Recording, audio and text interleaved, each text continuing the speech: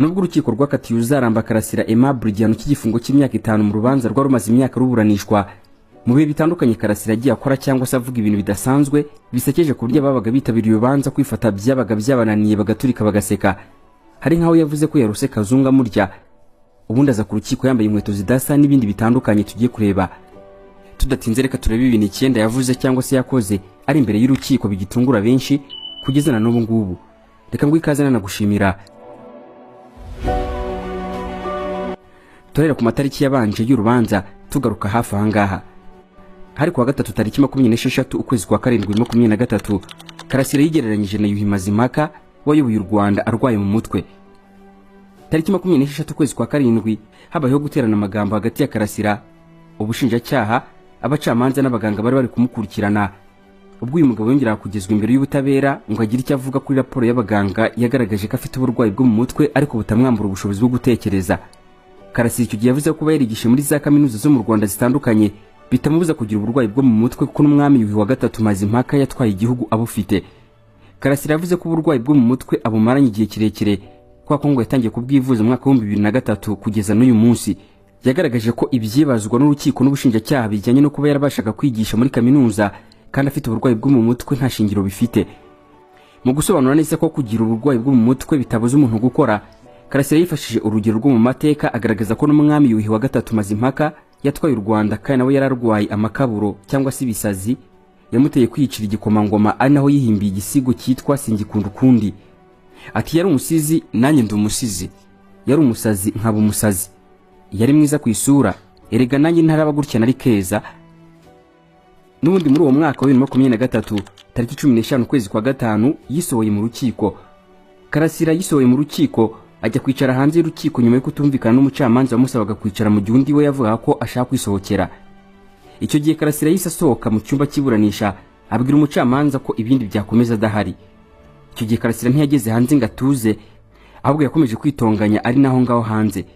Urukiko rubajije umwunganira ku myitwarire y'umukiriya we, umwunganizi we yasubije yuko ari ibimenyetso by'uburwayi bwe atari ubyikora. Ikindi kintu cya gatatu yakoze cyasikije bari mu rukiko, yise Yezu uri kwa Pilato.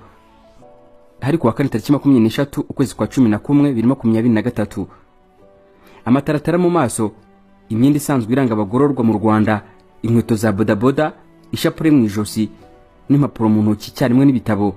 Uko niko Karasira Aimable uzaramba alias Professor Niga yagaragaye mu rukiko uwo munsi. Karasira atangira kuburana mu mizi yari yunganiwe na Maître Evode Kayitana wenyine, kubera ko icyo gihe Maître Gatera Gashabana tarahari kubera ko yari yagiye mu kazi hanze y'igihugu ariko azagaruka. Karasira icyo gihe yasabye urukiko ko maburanisha aheruka hari bitaranditswe yavuze. Icyo gihe Karasira yavuze ko mu byo yavuze handitswe 1/3 gusa, maze umucamanza amwemerera ko yavuga ibitaranditswe maze bikandikwa. Icyo gihe Karasira yavuze ko ibyo aburana avuga bizajya mu mateka. Ati ibyanjye mujye mubyandika kuko bizajya mu mateka ni nka Yezu kwa Pilato. Umucamanza yahise amusaba ko yaha umwanditsi w'urukiko inyandiko afite maze ibyo avuga akabyandika. Karasira nawe ati mpaguruke ndabyemerewe. Umucamanza ati yego nta kibazo. Karasira ati erega iyo mpagurutse nge mu ndeba nabi. Umucamanza ati indi kureba nabi. Karasira ati ubwo nari nketse ko mu ndeba nabi. Icyo gihe Karasira yarahagurutse ajya guhano kwereka umwanditsi w'urukiko, maze mu gusubira mu byicaro anyereraho gatoya maze aragira ati nari nguye warose nabi burinda bucya. Uwo munsi n'ubundi kuwa 4 tariki 23 ukwezi kwa 11 2023 yanagaragaye ry'ibisuguti mu rukiko. Muri bya bindi twari tumaze kuvuga yaje afite mu rukiko, yari yazanye n'ibisuguti cyangwa se biscuit. Umucamanza yaragize ati Karasira ko mbona hari ibintu uri kurya kandi bitemewe no kubera uburwayi. Icyo gihe Karasira yabwiye urukiko ko arwaye kandi ko yumva afite imbeho nyinshi. Ati yego ndarwaye n'ubu ngubu ndakonje, izi biscuit nazihawe n'abacunga gereza. Abari aho ngo kwifata birabananira baraseka. Ku munsi wakurikiyeho tariki 24 ukwezi kwa 11 n'ubundi 2023 yavuze ko yarose Kazunga murya. Icyo gihe urubanza rwe rugereranyije no kujya mu marushanwa yo kwiruka hahanganye udafite akaguru na kamwe n'ufite amaguru yombi. Icyo gihe yavuze yuko ubushinjacyaha bukwiye kumureka kivuza ubundi yamara gukira gahangana nabwo ari muzima. Icyo gihe Karasira yabwiye urukiko ko ahafungiye hegeranye n'icyumba Kazungu Deni wahamijwe ibyaha birimo ubwicanyi agakatirwa igihano cy'igifungo cya burundu. Yavuze ko bitewe n'ibyaha Kazungu akurikiranyweho hari ubwo arararota ko ari kumurya asaba ko yafungurwa. Ataho mfungiye hegeranye n'icyumba Kazungu araramo, ndarandota ndya, kandi murabona ko umuntu uri imbere yanyu akeneye kuvuzwa adakeneye gufungwa. Ikindi kintu cya gatandatu Karasira Aimable mu rubanza rwe yakoze gitangaje n'uburyo yakuyemo inkweto ze za bodaboda ku mpamvu zatangaje benshi. Hari tariki 22 Mutarama 2024. Icyo gihe byari byitezwe ko hakomeza kumvwa ubushinjacyaha busobanura ibikubiye mu birego bureka Karasira, ari nako byagenze. Ubushinjacyaha bwakomeje kugaragaza amashusho n'amajwi ya bimwe mu byaha Karasira ubushinjacyaha buvuga ko yakoze. Karasira atunguye abantu ubwo yageraga mu muryango w'icyumba cy'urukiko agakuramo inkweto za plastique abenshi bakunze kwita bodaboda yari yambaye, maze agasigarana ibirenge. Abajijwe impamvu yabyo, yavuze ko yasabwe kujya yubaha urukiko, bityo akuyemo inkweto kugira ngo arwubahe nk'uko bubaha umusigiti. Ibi nabyo byatumye abantu batabasha kwifata. Ikindi kintu cya karindwi yakoze gitangaje, tariki 5 ukwezi kwa gatandatu 2025, yavuze ko akwiye igihembo cya Prix Nobel. Ibi yabivuze ubwo yaburanaga ku cyaha cyo gukurura amacakubiri. Ubushinjacyaha bwavugaga yuko Karasira yavuze ko abakora muri RGB, abajya mu ngabo z'u Rwanda, abajya mu irushanwa ry'ubwiza Miss Rwanda, aba bahitamo bagendera ku ndeshyo. Aimable Karasira ntabwo yigize abihakana, yireguye agira ati naratangaye cyane ko hari umwana mu nama wabwiye Perezida Kagame ko yabujijwe kujya mu gisirikare kuko ari mugufi, ubwo nawe yakoze icyaha. Ndabatumije ubundi ku munsi wo kwibohora muzarebe abasirikare bazakora parade, muzarebe ko bose indeshya atari imwe. Karasira yakomeje agira ati njye mbivuga nari ngamije kuvuga ngo niba bikorwa bikosorwe ku buryo ahubwo njye numvaga ko nkwiye igihembo nk'icya Prix Nobel aho kugira ngo mbifungirwe. Reka maze nkwibutse ko iki cyaha cyo gukurura amacakubiri ari nacyo cyonyine cyamuhamye.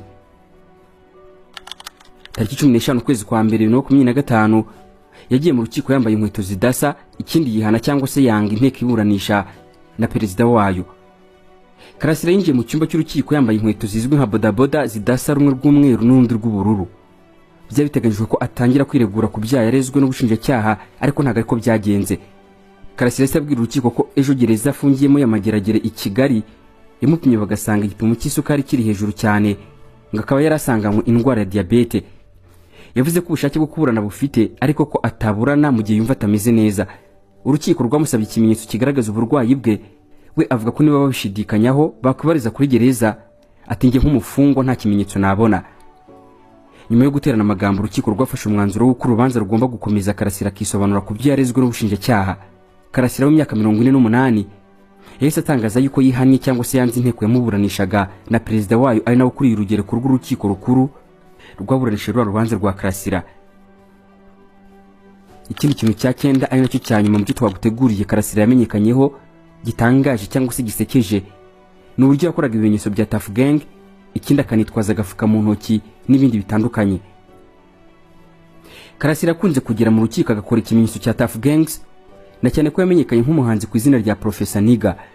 Abakurikiye umuziki mu bihe byashize bazi ko itsinda ry'abaraperi rya Tough Gangs aho ryageraga hose abarigize babanza gukora kira kimenyetso cy'ingombajwi ya ta bakoresheje amaboko. Mbere yo gutangira iburanisha, Karasira akigera mu rukiko ari kuganira n'abanyamategeko bamwunganira, yabonaga abanyamakuru agahitamo gufata ifoto yakoze ikimenyetso cy'itsinda rya Tough Gangs. Ikindi kandi mu bihe bitandukanye yakunze kujya agaragara mu rukiko yitwaje agafuka karimo dosiyeze, uhereye igihe yaburanaga mu rukiko rwisumbuye rwa Nyarugenge no mu rukiko rukuru. Karasira kandi yakunze kwitwaza amazi yo kunywa mu kajerekani gato, teremusi y'igikoma, ibitabo birimo iby'iyobokamana n'ibindi bitandukanye. Guhera tariki 31 ukwezi kwa gatanu 2021, Karasira Aimable nibwo yatawe muri yombi na RIB imukurikiranye icyaha cyo guhakana jenoside, wishingira jenoside yakorewe abatutsi 1994 n'icyaha cyo gukurura amacakubiri. Guhera icyo gihe yagiye ajya imbere y'ubutabera inshuro nyinshi zitandukanye mu rukiko. Kera kabaye tariki 30 ukwezi kwa 9 2025, urukiko rukuru urugero kuruburanisha ibyaha mpuzamahanga n'ibyambukiranya imipaka rwakatiye Uzaramba Karasira Aimable igihano cy'igifungo cy'imyaka 5 nyuma yo kumuhamya icyaha cyo gukurura amacakubiri muri rubanda.